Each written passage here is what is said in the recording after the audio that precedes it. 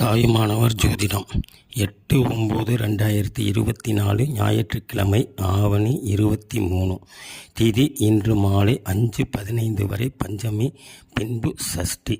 நட்சத்திரம் இன்று பிற்பகல் 1:58 வரை சுவாதி, பின்பு விசாகம். இன்றைய நல்ல நேரம் காலை 6:15 முதல் 7:15 வரை.